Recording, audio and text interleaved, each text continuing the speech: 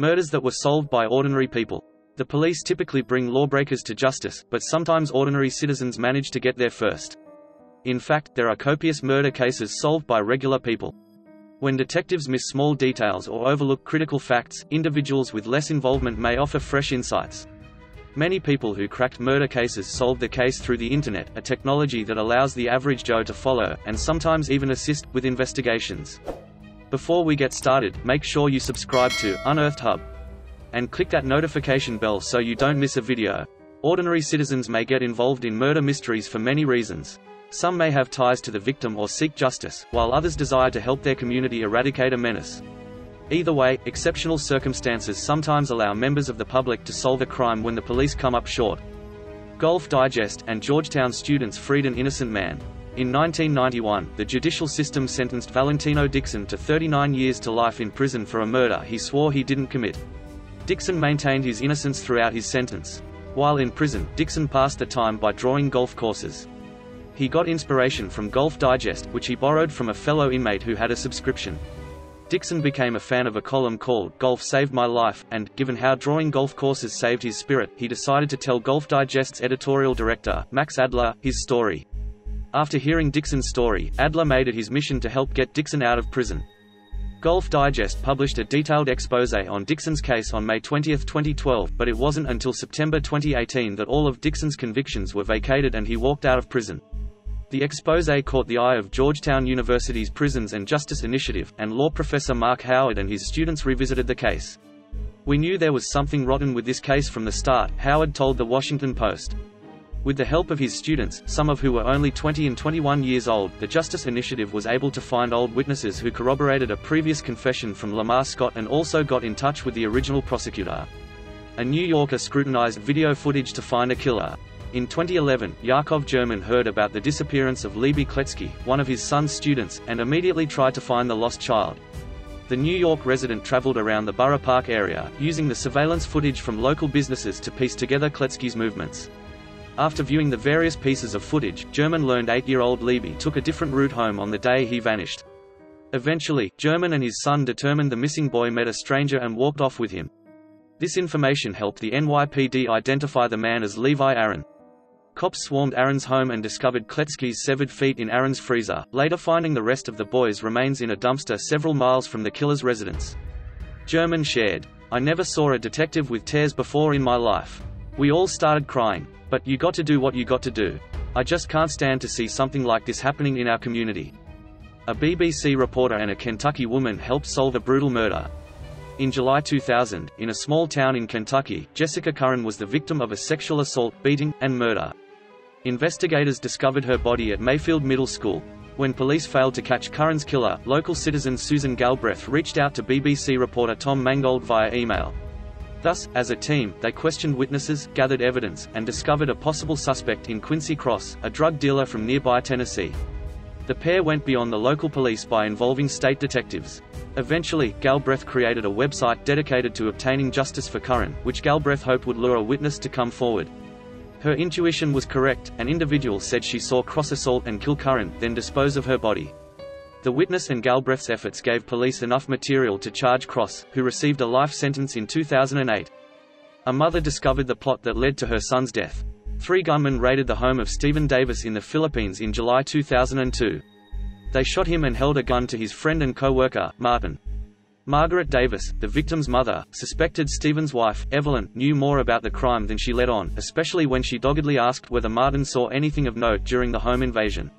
This, coupled with the marriage troubles Stephen had previously shared with her, prompted Margaret to hire multiple lawyers and a private detective to examine the case. Eventually, Margaret found out Evelyn had a boyfriend, Arnold Adore, whom someone identified as one of the gunmen.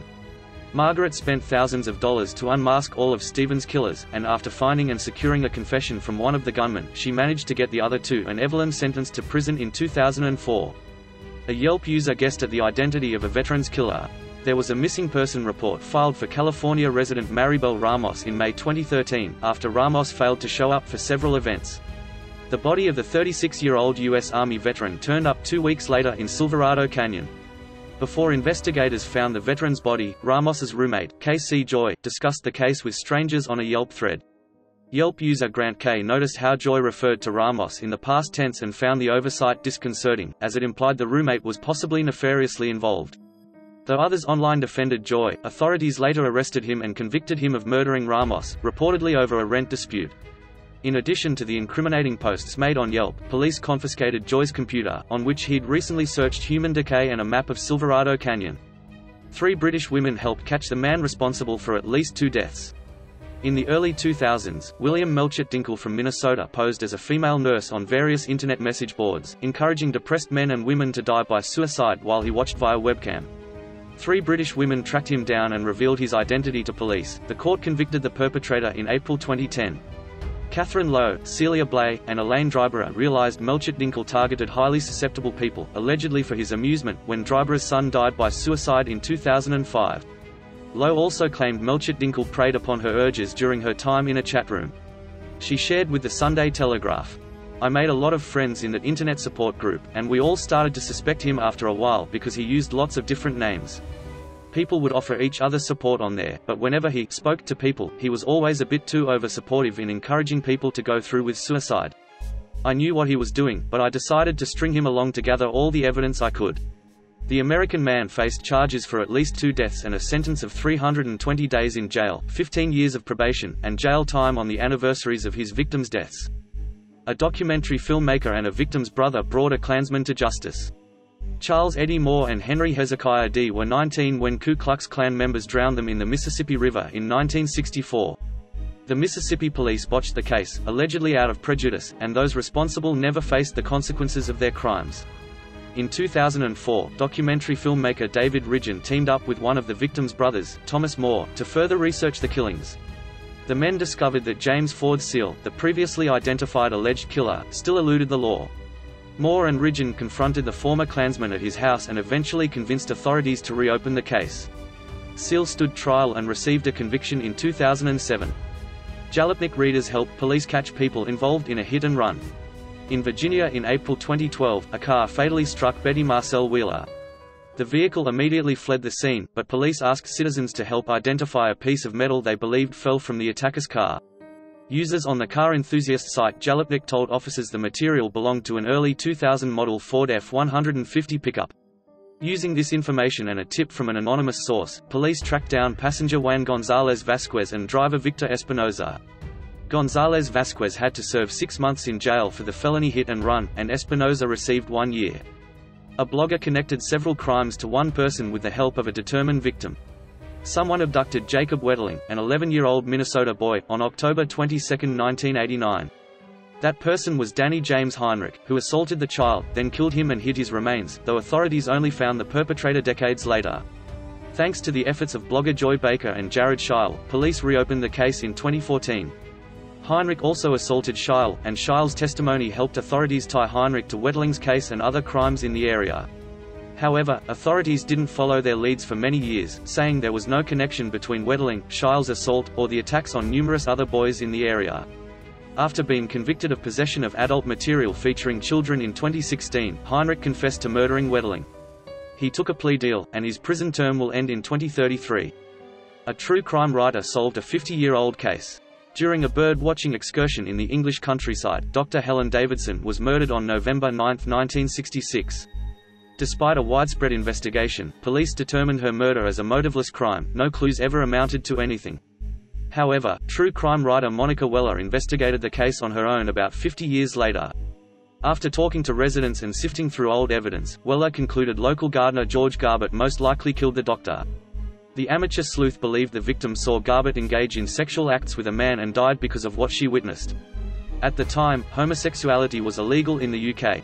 The man died by suicide 5 years after Davidson's death. He never faced charges. An unnamed Kentucky woman was finally identified, thanks to one concerned citizen. Wilbur Riddle discovered a woman's body on May 18, 1968, north of Georgetown, Kentucky. The woman, bound in canvas material, remained unnamed until 1998, when Riddle's son-in-law uncovered her true identity. Native Tennessean Todd Matthews spent countless hours trying to identify the murder victim, who had suffered a blow to the head. By scouring public records and various internet leads, Matthews determined the victim was Barbara Ann Taylor. Investigators confirmed his findings after comparing the victim's remains to DNA from Rosemary Westbrook, her sister. Some believe Taylor's husband, Earl, killed her during an argument, as her body turned up on a route headed towards family's home. The tent-like wrappings resembled the supplies used at the carnival where Earl worked for years. No one knows for sure, however, because Earl died 11 years before Matthews helped solve the case. A woman became a private investigator to close a murder case. 20-year-old Angela Samota was assaulted and died in Dallas, Texas, on September 19, 1964. Despite being in contact with her boyfriend and friends until the early hours of the morning, suspicions arose when a phone call to her partner cut out suddenly. The student's death remained unsolved for decades. Sheila Wysocki, a college friend of Samota, spent 2 decades in constant contact with police to convince them to reopen the case. She researched extensively, uncovering similar assaults and other violent crimes in the area. Wysocki even earned a private investigator certification to work more closely and persuasively with the authorities. Due to Wysocki's persistence, police eventually assigned the case to a new detective. In 2009, DNA tests established the killer, Donald Bess, a convicted murderer who was out on parole when Samota died. An internet sleuth determined the identity of a body found in concrete. When police in Missouri came across a severed head encased in cement in 2001, they didn't know what to do with it. The concrete material wore away the face's features, and the lack of a body meant no fingerprints to examine. Authorities asked forensic sculptor Frank Bender to reconstruct the victim's head to help them obtain a lead. Bender did so, and the pictures eventually ended up on the Doe network. Here, Ellen Leach saw how the bust resembled a missing man named Gregory May. Her discovery became known to police 4 years later, and they connected May's roommate, Douglas de Bruin, to the murder.